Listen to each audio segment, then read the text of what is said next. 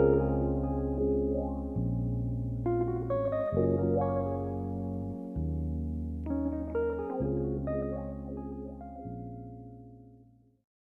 everyone, and welcome to Transforming Today Show. I am Rebecca Weintraub, your host, and I am a release resentments coach. I help people release resentments so they become the best versions of themselves.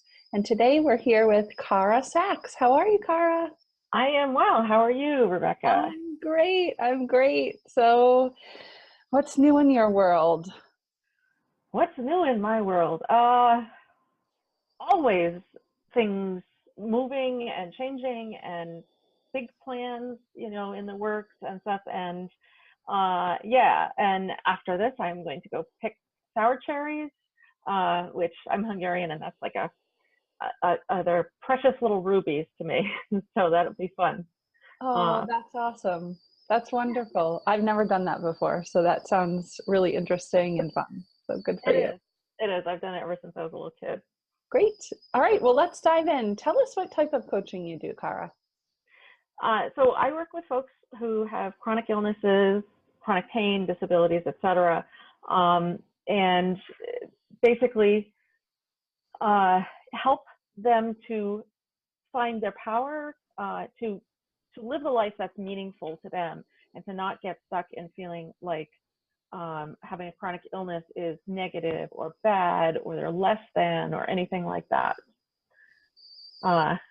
Yeah, so that's in a nutshell. Yeah, well, we're going to crack that nutshell, and we're going to learn a lot more about it today. Okay. Sounds good. I'm here. I'm ready. So, something must have led you to doing that type of coaching. Do you want to share your history with us that led you up into that point? Sure. So, I mean, I've had severe chronic pain my whole life. And the weird thing about me is that up until literally just a couple of years ago, I didn't know that that most people are not in pain all the time. I thought that everybody had pain all the time, and they just handled it better and hid it better than I did, and that I was a wimp. And when I was in my early 20s, I was diagnosed with fibromyalgia, and the doctor who diagnosed me said, well, you have fibromyalgia, but I don't really believe in it, and you just need to take some antidepressants and go to group therapy. I was like, okay, I'm already doing both of those things. That's not helping. Okay, and you don't believe in it. Okay, I'm never going to mention this again. So I didn't really, and I didn't even know what fibromyalgia really meant, because back then, I'm a lot older than I look, nobody knew what it was, and there wasn't even really a good description other than there's a lot of tender points. Okay, but I had a lot of really weird symptoms that I didn't even realize were symptoms for a long time. And for a lot of my life, I had little to no medical care because of, abuse and stuff like that. So there wasn't, and I didn't have like the mental space to be able to even pay attention to my body and go, wait a minute, this is weird. This is really bothering me. This is really painful. This is, why does my skin tear easily? Other people, that doesn't seem to happen, and so like there wasn't a space for me to sit with what was happening and pay attention to it, because I was so focused on, appeasing abusers and stuff like that. So in 2013, I was able to leave the abuse behind, and started to pay attention to like, okay, wait a minute, what's going on here? Like, why do I have this bizarre kind of symptom that other people don't seem to have? And is that really a symptom? And this was everything from like leaning on my elbows would skin them, and stuff like that. And my joints pop and crack. Like, I mean, I feel like Snap, Crackle, and Pop is like my theme song, because like that's what it sounds like a lot of times. and just lots of weird stuff, and, bruising incredibly easily and stuff from like nothing. Um, and, and I could really see like how much pain I'm in. And I was like, what the heck? And somebody finally got it through to my head that no, most people are not in pain all the time. That's, if somebody is in pain, usually that's, a signal that, okay, there's something really wrong here, that it's not constant, and never getting better. So I started to push for, what the heck is going on here? And in 2015, I was finally diagnosed with Ehlers Danlos Syndrome, which is a genetic connective tissue disorder, which I have in addition to the fibromyalgia, which I absolutely do have fibromyalgia, and I know what that is now. And it was incredibly, at first it was scary to have that diagnosis, because Ehlers Danlos Syndrome, or EDS, it basically affects every system in your body. And, there are some forms of it that are very, very severe and deadly, that, you have spontaneous aortic dissection kind of thing, and, that kind of thing. So that was scary. And knowing that, like, no, this is never going to get better. This is just how my body is built. And it's possibly going to get worse. But at the same time, it was incredibly validating and freeing, because it was like, it's not just me that I can't make my body work right, which is what kind of I always thought and was kind of told. It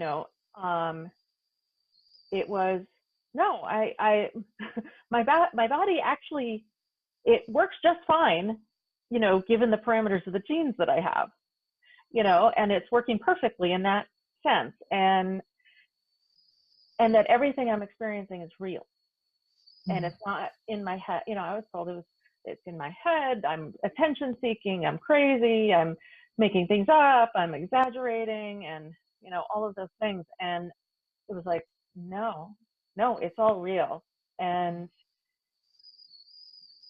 to accept that was,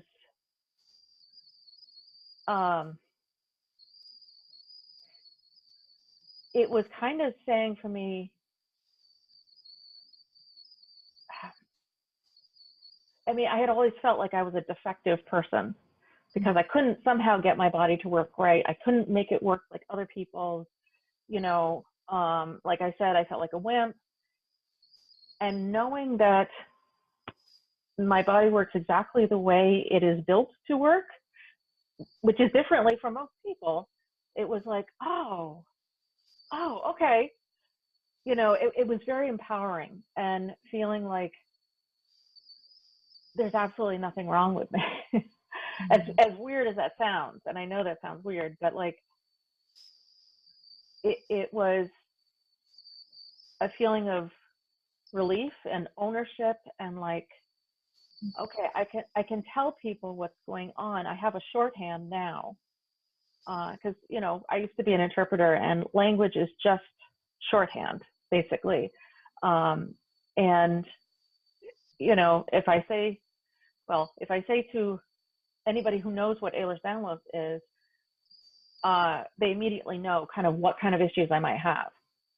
So it wasn't just like, okay, this is just me being weird and I can't, anyway, so, instead of going on and on here, but yeah.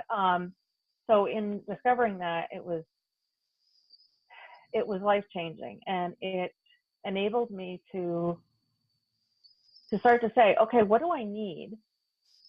What will help me to stay healthy, to do more, to live a life that is meaningful to me? What accommodations might I need? What tools do I need? And when you take that shame out of it, that this is my fault, it, it like everything opens up. And yeah, so yeah, I think that's kind of where it came from. And you know, and then as a coach, it was kind of like, okay, who do I really understand? I mean, I tried, you know, coaching different things, you know, different kinds of folks, you know, as most coaches do. And, you know, at a certain point I was like, but who do I really understand? Like, who can I really help? And I had to take some time away and like sit with that. And then you know, and I kept being drawn to people with chronic illnesses because I'm like, oh my God, I get these people so much. Like I can say what's going on in their head, like before they even say it, you know, and it was like I found my people, I found my family. And that, and so like, I'm absolutely passionate about working with folks with chronic illnesses because like, seriously, I have to say that people with a chronic illness they are the biggest freaking badasses on the planet to continue to move through life, to not give up, even when people might tell us to our faces, oh my God, I would just kill myself if I was you. You know, and we keep going and keep pushing through. And a lot of times nobody has any idea what we're dealing with. That's like the definition of badassery to me. So yeah, so that's kind of how I came into this. All right. First of all, I love all of that. And yeah, okay. So I'm going to share something and then let's talk about something because okay. I've had a disability my whole life and I found out when I was 17. Mm-hmm. So that, like you, was healing in the sense that you finally understand what's going on after not knowing what's going on for a long time, right? But what's interesting is I always came from this perspective of I have to perform like normal people. Mm-hmm. So I always had this standard for myself that I had to at least match what others were doing, if not exceed what they were doing, or at least, you know, be one of those people that, you know, pop out and it's like, I've got this new thing going on, or I've, you know, created this or that or whatever. Mm-hmm. And what I heard you say was that you kind of you were coming from the opposite angle from that, because in the sense that when I felt like I couldn't do what other people were doing, I started shaming myself and I started feeling guilty because I couldn't measure up to, in my head, what I was supposed to be doing that whole time, where I was fighting like heck I was, I guess, being that badass and trying to compete with everybody else who maybe they had something going on too. I don't know, but whatever that image was, I was like trying to compete with or outrace that image. So when I felt my symptoms really hitting and I couldn't perform the way that I was performing, that's where I would feel the shame and guilt, which is different from what you were describing. It's almost like we're watching two sides, and it's really interesting to see both because people with disabilities are experiencing life very differently. Yes, I would absolutely agree with that statement. I will say that like part of living with abuse for 43 years is that I learned to push myself ridiculously hard because my life depended on it. And, you know, you can either look at the negative of that or the positive, you know, or a combination. And I mean, that enables me to push through things that would have most people screaming in the ER, you know, and even people with chronic pain would be like, oh my God, I can't tolerate this. I can push through it. and probably most people wouldn't even know that I was in pain. And it's a double-edged sword because I can end up hurting myself. And those repercussions are in my brain too. You know, that's not something that we get away from easily, that like, I'm supposed to be like everybody else. I'm supposed to be able to do all these things. Why is my home a mess? Like, you know, I need to feel good about my home, and I feel better when it's not a mess. But how the heck can I clean it up when I have no energy and I'm in, you know, ridiculous pain? And, you know, and there's shame around that too, you know, so it's like, I mean, this is a really challenging area because there's so many moving pieces, you know, and yeah, I mean, I do feel like it's kind of a balancing act of trying to push myself to do as much as I possibly can, and then not feeling so good about myself when I don't do all the things that I want, but knowing what is going on in my body and knowing that there is a very real, very legitimate reason for me being absolutely exhausted or me being in so much pain I can't even stand up. It helps when I can't, you know, it helps me kind of go, okay, no, wait a minute, back off here. You're setting your expectation, you know, you're setting yourself up for failure here to expect yourself to be like way, you know, like to cook for 10 hours and then clean and then go grocery. Like most people can't do that, you know, but somehow I expect myself to be able to do that at times.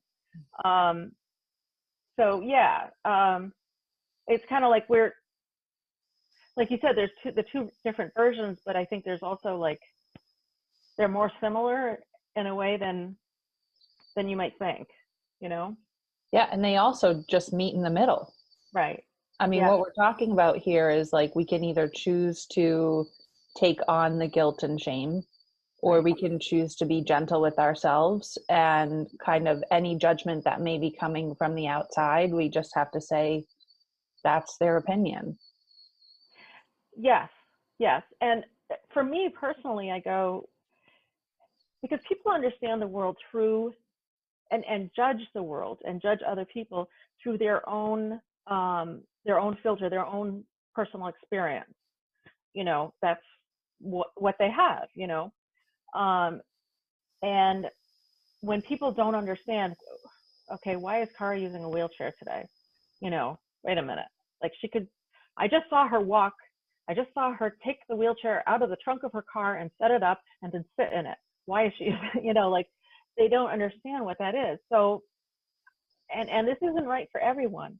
For me, because I have made the very conscious choice to be open as much as possible about my experience, about my disabilities, etc. I take that as an opportunity. If I can, I turn it into an opportunity to educate people. Here's why that's happening. Here's, you know, and when you can take something from being like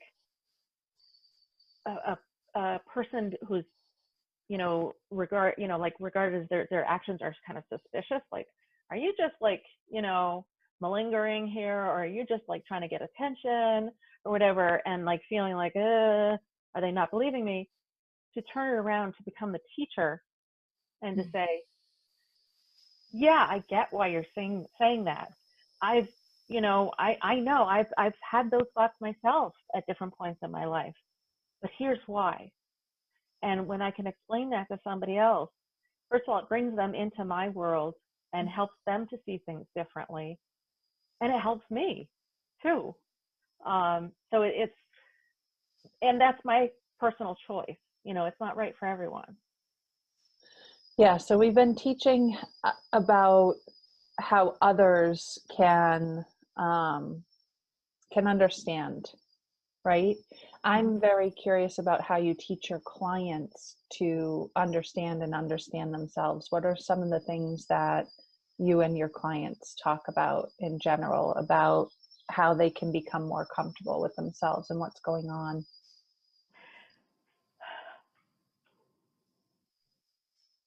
I think what I hear a lot is, I mean, having a disability, a chronic illness, there's a big taboo around it.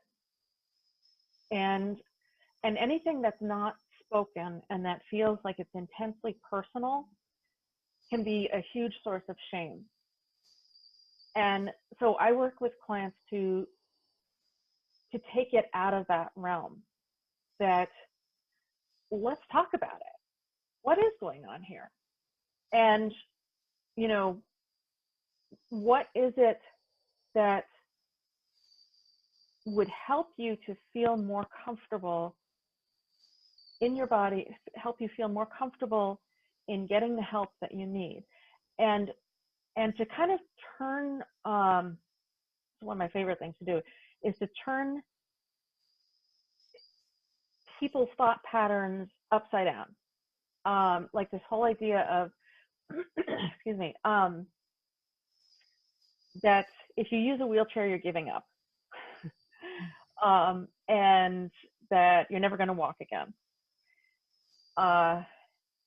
And, or, you know, or people think that then you're faking, because if you can stand and walk, why, you know, you shouldn't be using a wheelchair. And this is how I describe it to people. Okay, so you could walk across the country. I mean, you could, right? It would take a really long time. It would be exhausting. It would be painful. You'd probably injure yourself at times, but you could do it. I mean, even I could do it. And if your goal is simply to prove that you can do it, wonderful. More power to you, go for it.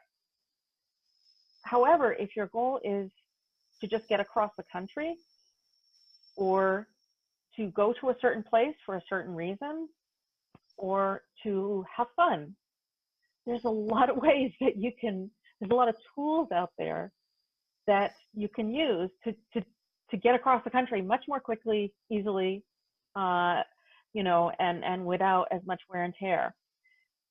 Things like cars, planes, buses, trains, all of those things, they're just tools.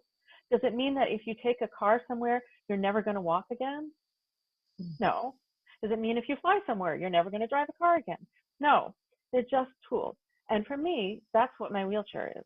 It allows me to do more, and it's just a tool. That's it. And I think people get really hung up on the idea of, well, it's medical equipment though, you know, and it's, so that's very serious and everything. And it's like, you know, more than 50% of the population, in my guess, uses a medical device and they don't even think of it that way. You know, most people wear glasses, contacts, something like that, or if they don't now, they will need to. But because it's so common, we don't think of it as a medical device. And it's an accommodation. You could get along without your glasses. You could, but it would be dangerous probably. It would be a lot harder. You'd get headaches. You'd get, you know. So why not just use the darn glasses? You know, and that's kind of what I want people to look at is, what are the judgments that we're making about how a body is supposed to work, is supposed to function by this kind of invisible ideal that we have, this, you know, chart of what we're supposed to be, and you know, how, look at what your goal really is. Is your goal to be normal? Well, probably that's not going to happen, because nobody's normal. I hate to tell you that. You know, but if your goal is to create a life that is meaningful to you, that is joyful to you, that allows you to do things that are fulfilling and satisfying and meaningful, then let's forget about judging all of the different things, different ways of getting there. Let's, you know, you might need to use different tools to get there, and that's okay. And that's actually even more than okay. That's fabulous that there are these tools, and let's just use whatever you've got to live a life that is meaningful to you, and that you know, in 10 years you look back on and you go, oh God, that was awesome. You know, so helping people turn, you know, strip away those judgments and look at what's really happening in their head when they feel that shame. And you know what Brene Brown says about shame is shame cannot stand being spoken. So if you bring out the thing that you feel shame about and you share it with somebody and you receive empathy and understanding and validation about it, shame dies. And that's, I think that's one of the most powerful things that can happen with a client. I love that you just described all that. And I think it's such powerful work. I'm so glad you're doing this work. It's amazing. And, you know, sort of an offshoot of this makes me think about people who are mentally disabled or have mental illness, same thing. You know, when you're talking about the different tools, there's a big controversy around whether people should try medication or shouldn't try medication. And in my opinion, I see it exactly the same way. I see, you know, if someone is missing something in their brain, let's say, and I don't know what I'm talking about here, but like, let's just say something's missing and right. The medication is able to replace that something that's missing. Why struggle your whole life trying to fill that yourself and then not have any energy to actually live? Yes, absolutely. And even, it doesn't matter. Honestly, it really doesn't matter if they know if there's like a chemical that's not, you know, working in your brain or whatever. It doesn't matter. All that matters, and this is where it gets into, you know, some controversy because people are like, oh, big pharma and everything. It's like, okay, I'm not getting into the politics of that. But if something helps you, that's all that matters. Don't need to go any further. You know, this is about personal decisions. And the problem is the stigma that, you know, people think, okay, if somebody has, you know, a psychiatric disability, you know, or however you want to frame that, or is neurodivergent, you know, who may be on the autism spectrum. It doesn't matter why you use something. If it helps you and you feel better in your life, as long as you're not hurting anybody else, you know, then go for it. And let's take the stigma out of it, because for God's sake, anything can be a stigma. Honestly, anything can be a stigma. And stigma is a human created thing that somehow was decided to be assigned to a certain way of being or a certain way of looking or a certain whatever. And let's choose to like not buy into that. Yeah, amen on that. Really, I mean, we're talking about something really real here. I mean, you and I both, you know, we're experiencing the world differently, and we've been diagnosed with something differently, but there are so many people out there who have some kind of disability who are not hearing this message and living this message.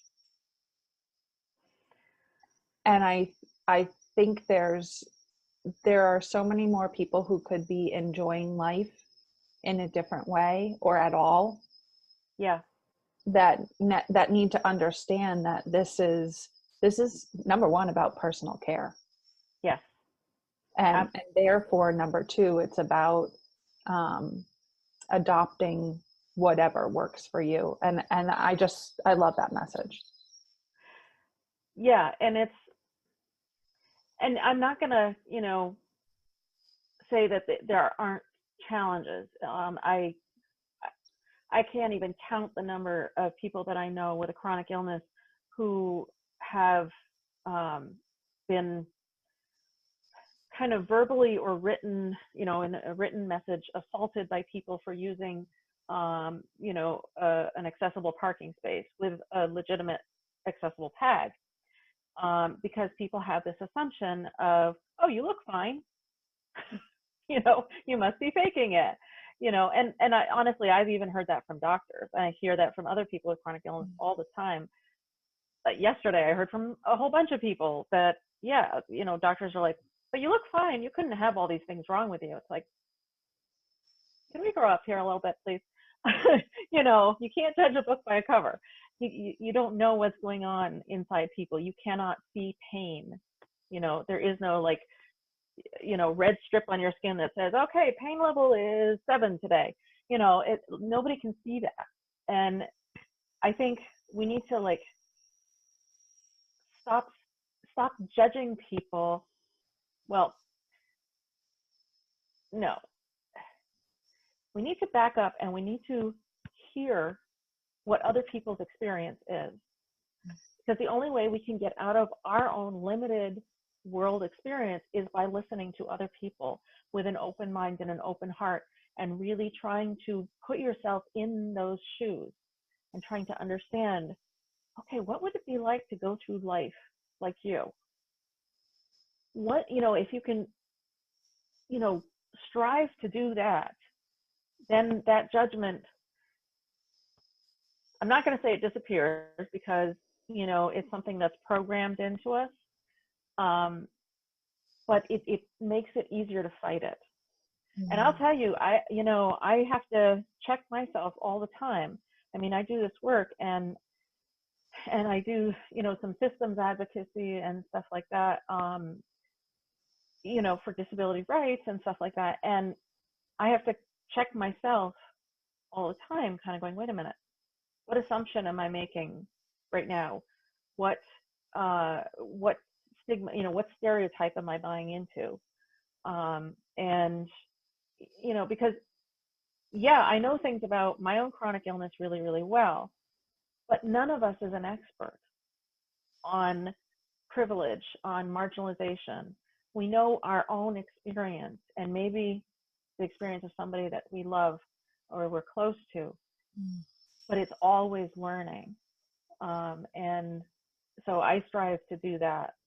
And if we can help people begin to question their automatic reactions about, oh, you crossed your legs and you're sitting in a wheelchair. You don't need the wheelchair, which I'll tell you is honestly something that went through my head, you know, like to 30-ish years ago.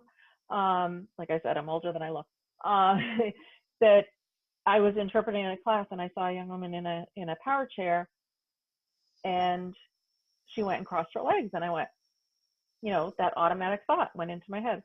Well, she doesn't need that, because that's what we're taught. Somebody uses a wheelchair because they're paralyzed, which is utter nonsense.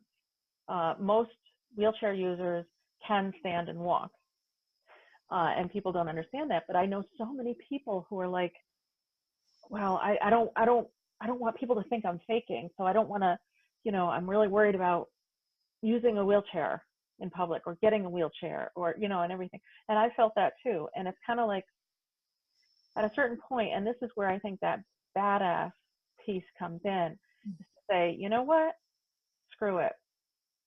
Sorry, but I'm going to do what I need to do to take the best care of myself so that I can live, and for me to serve and to help people and to change the world. It doesn't matter what you think about me using a wheelchair. I know this is what helps me. I don't use it all the time. I work really hard to keep my strength up. But let's start breaking down these stigmas and assumptions and stereotypes. And what if people aren't listening? Good question, because I haven't figured out how to get them to listen yet. Well, here's the thing. People think of listening and understanding somebody's experience of marginalization, especially disability, as, well, I'm doing this for you. But actually, in a way, it's incredibly self-serving for them to listen and to learn, because most of us, if you're lucky enough to live long enough, you will experience, chances are you'll experience either temporary or permanent disability. Why not learn now? Why not, you know, while you have energy now and time and you know, not having pain or whatever, use that strength to fight for these, you know, for accommodations, for the ability to do more things, for accessibility, you know, for disability rights. Use what you have now, because it is self-serving for you. It's not just for, you know, us people over here with a, you know, mobility impairment. It's for all of us. Mm. And here's the other thing that people are like, well, you know, we have to fight till, you know, or we have to make an accommodation to let a disabled person come in, so that they can hear what we're, you know, what we're providing. But there's the flip side of that. If a disabled person doesn't have access, you're missing out on what that person has to offer you, which you don't even know what that is. And it could be something mind-blowing, you know, and it's not just about you giving to us, it's allowing us to share with you also. Mm. So I'm not sure if this is the direction kind of you wanted to take here, but. No, it's whatever direction we go. I'm going to take it another direction now. Okay. Where does acceptance and fighting meet? Acceptance and fighting. Can you say a little bit more about? Yeah, so you use the word like fighting a number of times, and I know exactly what you mean. You know, it's like those days, this is one way you could mean it, or at least this is how I'm interpreting it. Those days where you don't feel really great, but you have like 10 things on your schedule that you have to do and you can't move, and you just gotta kind of suck it up and get it done, right? Like that's a day where I feel like I'm fighting against how I'm feeling. Mm-hmm. And so, you know, when I think of surrender or acceptance, there are just like, if I take that day, for example, Mm-hmm. I have to surrender to the fact that I don't feel good, and I have to accept that. Mm-hmm. But then at the same time, I also have to push myself to get whatever it is done that I have to do, like a responsibility I can't move. So I'm wondering for you, like, you know, call it surrender, call it acceptance, you know, what component in that camp matches up with sort of having to fight against everything that you're surrendering or accepting, surrendering to or accepting. Oh, wow. Wow, that's an interesting question.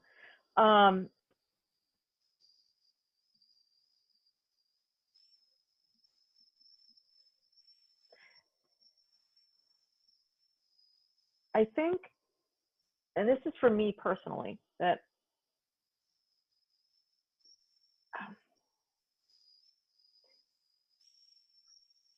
I tend to be a little bit of a perfectionist. Yes, I cop to it. I agree. Yes, that's me. And I know that, like, I'll have this whole picture in my head of, well, this is the way I want it to be, and this is, you know, I'm gonna bake this cake and everything's gonna get cleaned up and it's gonna be beautiful and perfect.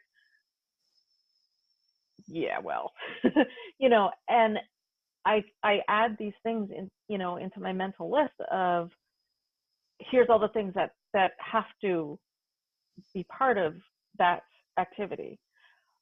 Do they actually have to be? No. It's like, okay, what is like the absolute core things that, you know, must get done for, you know, for me to eat, to you know, keep my home, to get, you know, to get paid, to, you know, to have food in the house, etc. What are the absolute core things? And I think to kind of have that range in mind of like, okay, here's the ideal, here's what I would really like it to look like. What's, you know, what's kind of the absolute minimum that, you know, it is possible that would get things, would get me through this. You know, is it just throwing something in the microwave? Okay, wonderful, there it is, I get to eat. You know, and then to, you know, see, okay, so where in that range, you know, is the middle ground? Is that where, you know, what I can do today? But to try to not beat ourselves up about it's not going to be perfect. And, you know, you and I probably both know this, or I know this at this point in starting a business. If you're a perfectionist, it can take an incredibly long time to get everything done. And sometimes my mantra becomes, done is better than perfect. That let's take this ideal image and, you know, just say what it is. This is the ideal. Yay, wonderful.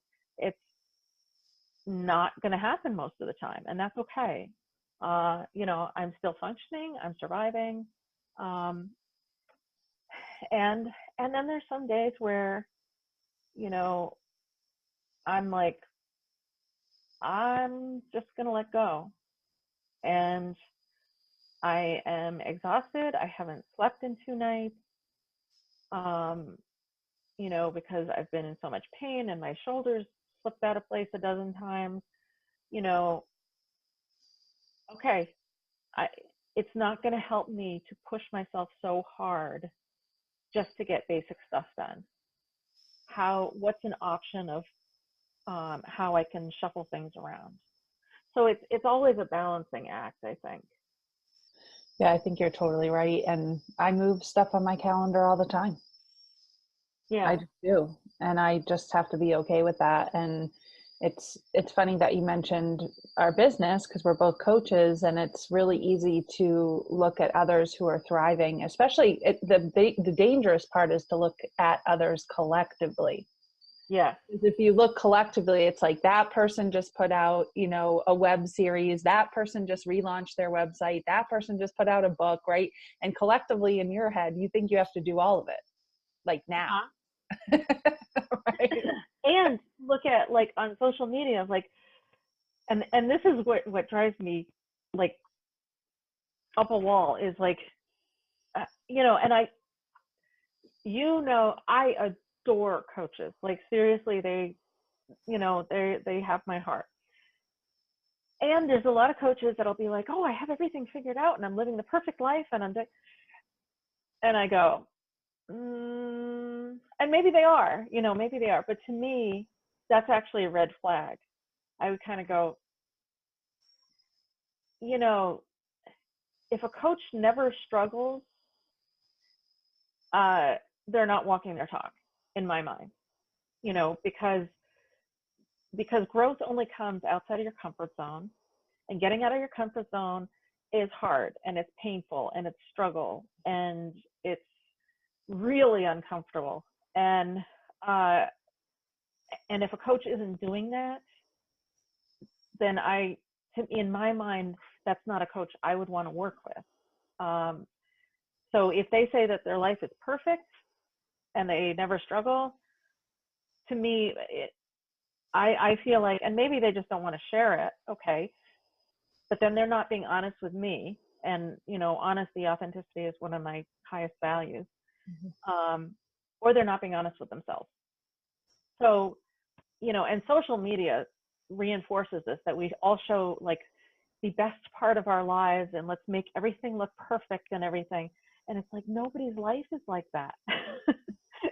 You know, not really.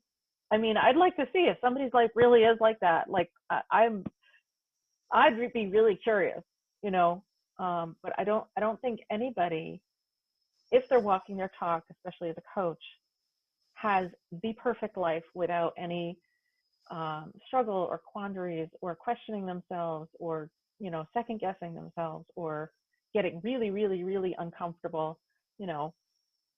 So yeah. I like how you're describing that, because it makes me think that we can kind of think or view through a lens of like everybody, like if nobody's perfect, if we're human, it's impossible to be perfect. Some would argue that, you know, God or the universe is the only perfect thing out there, right? Okay. So let that be true. So otherwise, humans, we cannot be, it's impossible for us to be human. And that's, or it's impossible for us to be perfect, and that's fine. I'm really okay with that. I accepted that a long time ago. So if we're looking at disability as, one way you could see it is like a lacking or a less than compared to Yep. what is perceived as normal. But we Mhm. know normal doesn't exist, right? So it's almost like a total fallacy anyway, the way that we look at it. But you could say that anything that isn't 100% whole, meaning 100% perfect, has some kind of disability, right? I mean, that's the way that the Yeah. world kind of looking at things. But if we actually look at that, we're okay, we're all disabled then, because it's impossible for us to all be perfect. We are Right. human. So in some way or another, whether it's physically or mentally, or whether someone just heard some bad news and they're feeling extremely emotional over that, like it doesn't matter whether it's mind, body, heart, or spirit. Like we're never gonna be 100% there. Mhm. So I mean, is it fair to say that we're all kind of going through the same thing, but some people don't realize they're going through it? Yeah. I what I say is disability is a normal part of life. And I just had an article published about this kind of thing where I'm talking about, like,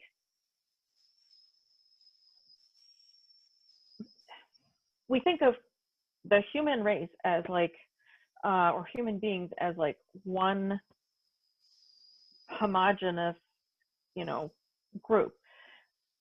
But think of it this way. Think about dogs. Are they all the same? No.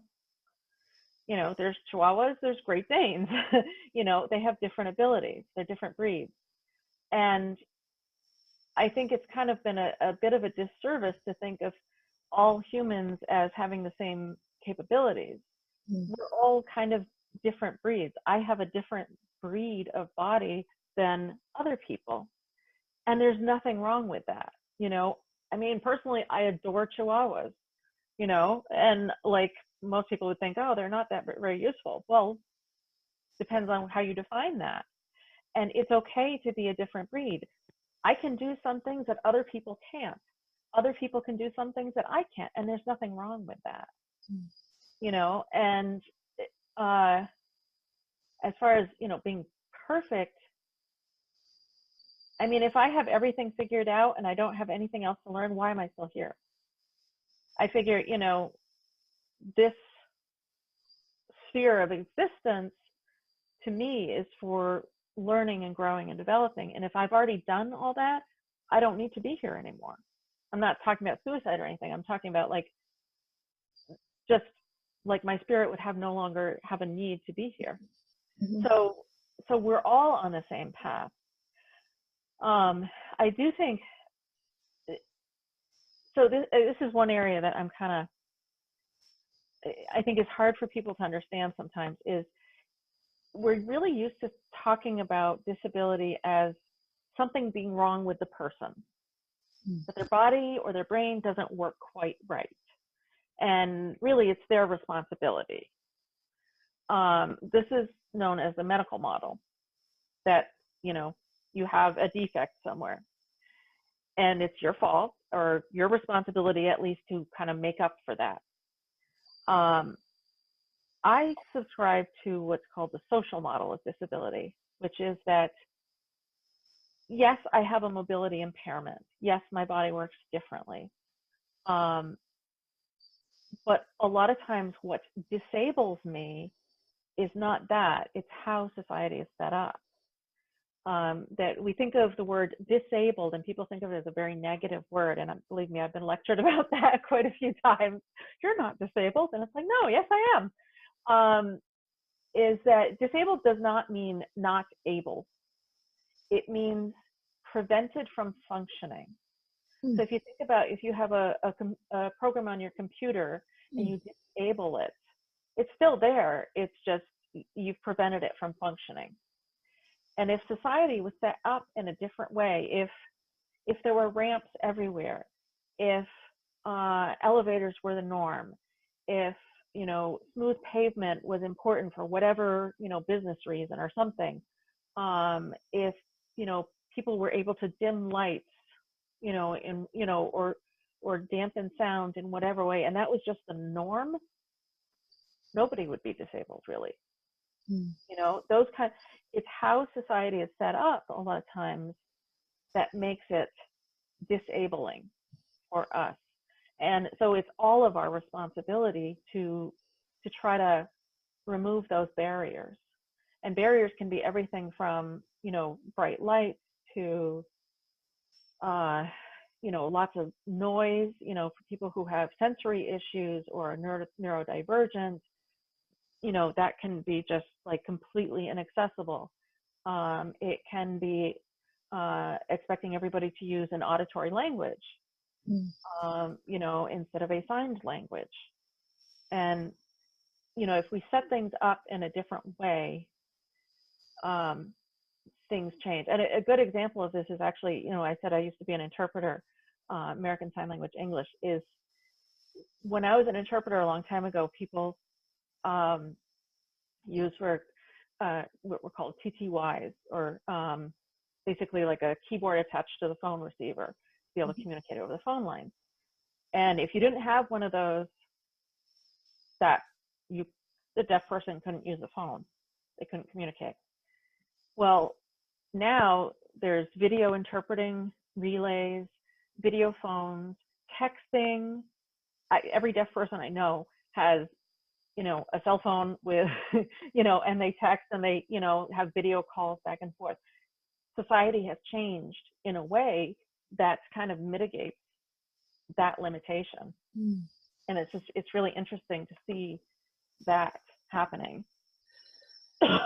I love this. I love what you're talking about. Like, this is awesome. I love that you're changing my perspective so easily just by listening to you. And this might seem like a really silly analogy, but like, have you ever seen the show American Ninja Warrior? No. Okay. It's like an obstacle course basically, but it's really intense. And, people train for at least a year, if not more, to be able to do these obstacles.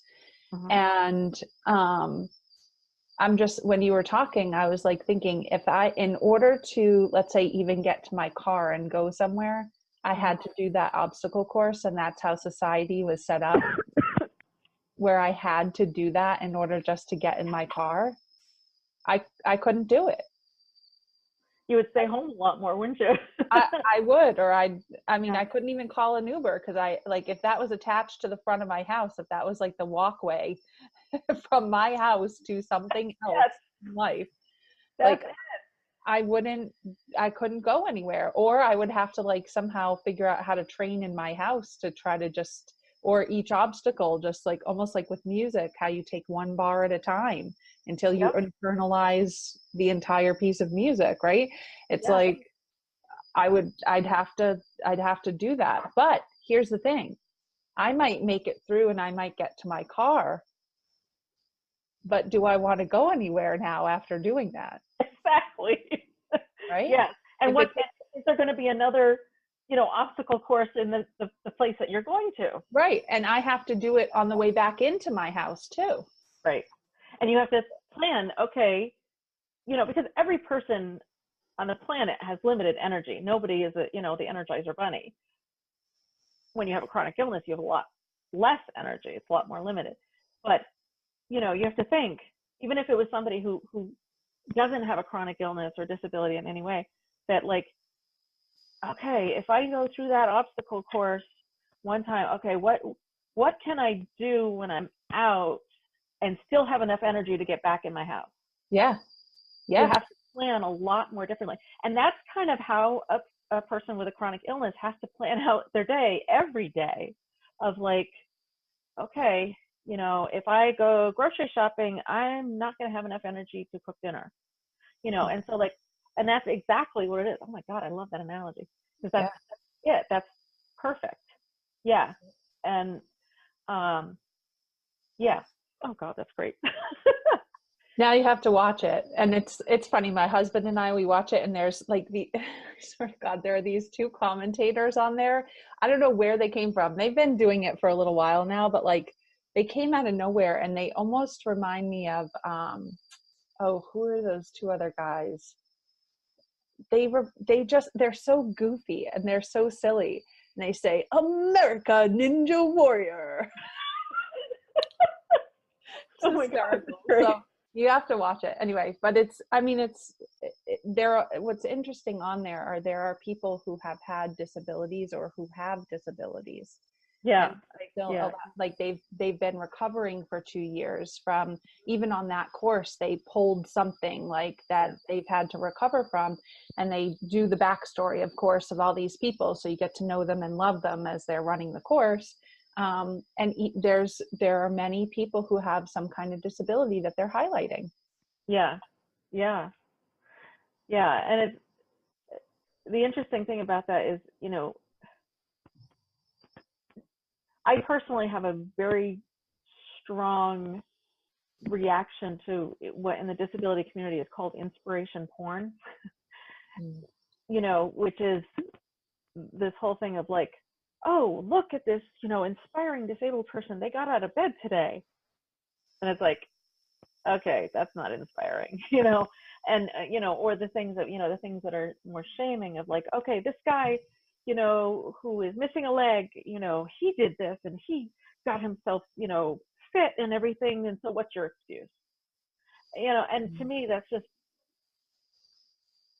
it's, I mean, I'm sorry, but getting out of bed is, to me, is not inspirational. Yes, it may be hard, but how about calling me inspirational for something that I'm doing that's actually inspirational, you know, instead of just trying to live my life.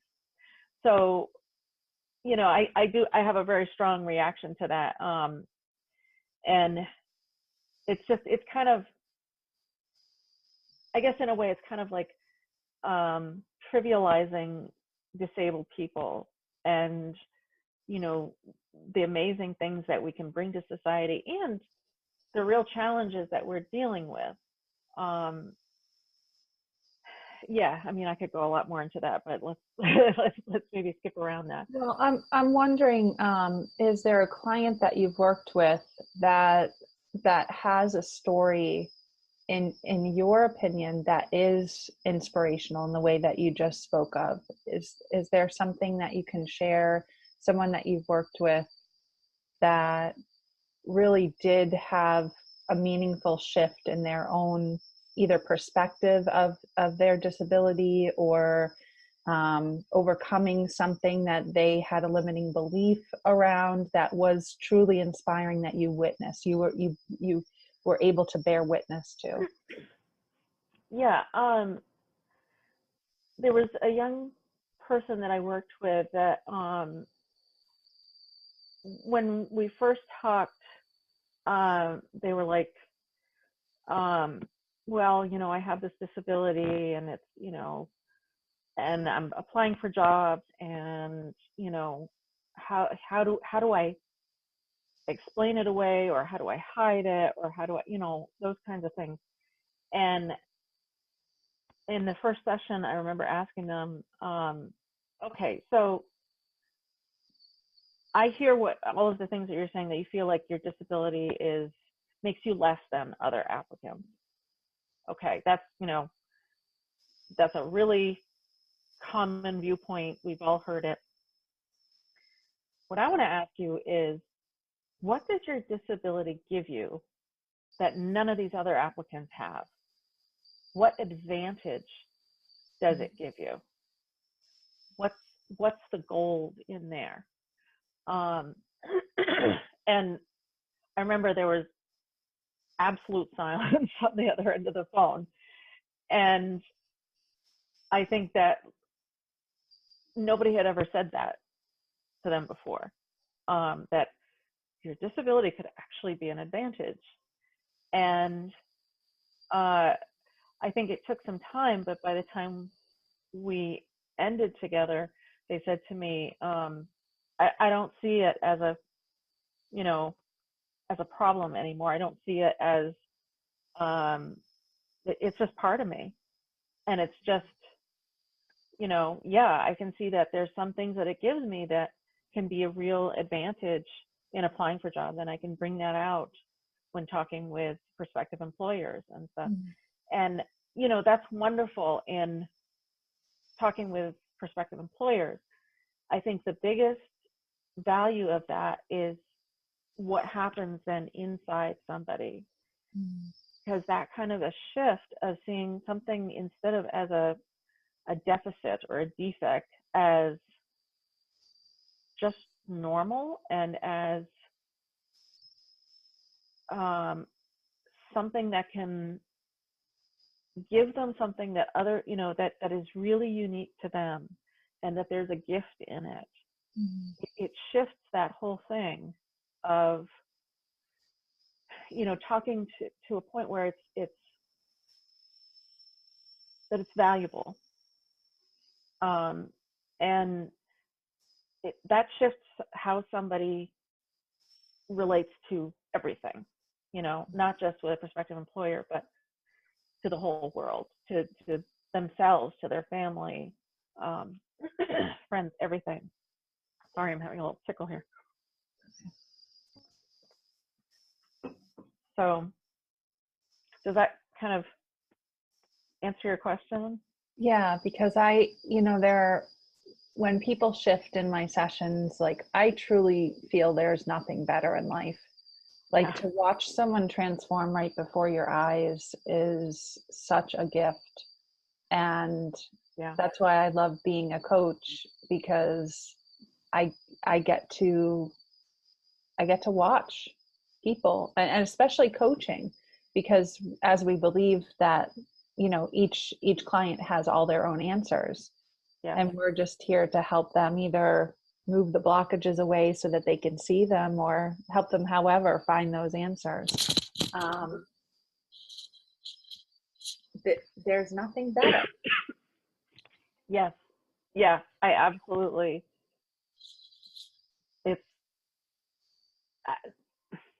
It's like,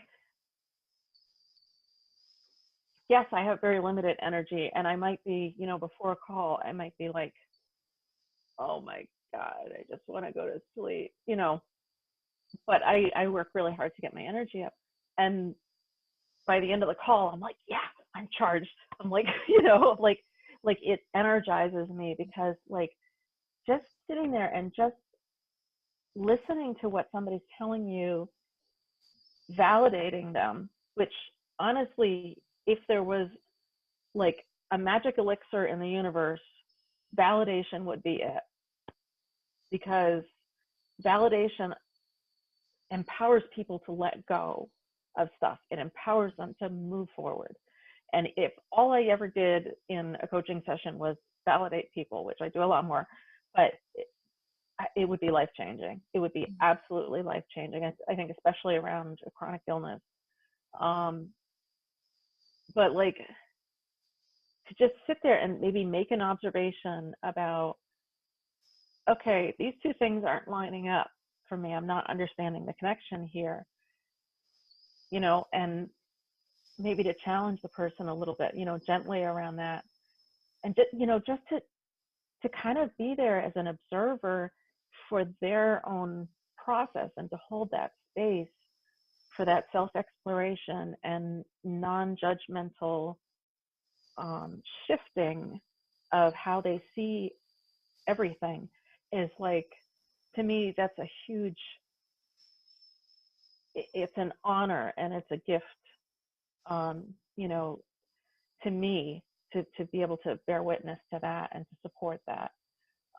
And people always blow my mind. They're just amazing in the capacity that they have, and in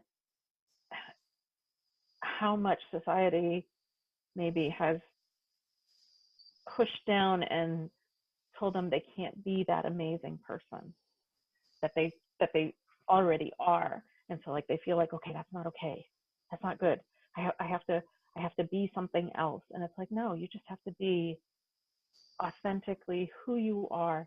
And that's world changing. and to be able to bear witness to that.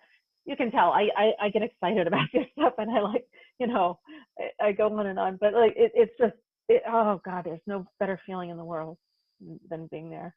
Well, I know, Cara, that there are so many people who have just watched this who cannot wait to work with you. So how do they get in contact with you? Probably the easiest way is through my website, which is Cara at carasachs.com. You can send me a message through there. You can check out my blog. And you can also schedule some time with me just for a conversation or a consultation. And I would love to talk with you. Oh, I love it. Viewers, how awesome has this been, right? How beautiful is Cara and inspirational in like ways that are just so deep and so meaningful. I've gotten so much out of our conversation today. Like, viewers, I hope you guys got so much out of this, because Cara is the real deal. And for those of you who are looking to work with Cara, your lives will absolutely be changed. It'll be so worth it to spend time with her. So I hope that you do contact her. And Cara, thank you again for being on. Thank you for this opportunity. This is so much fun. Oh, good. I'm so glad. All right, everyone. Have a great one. Bye. Bye.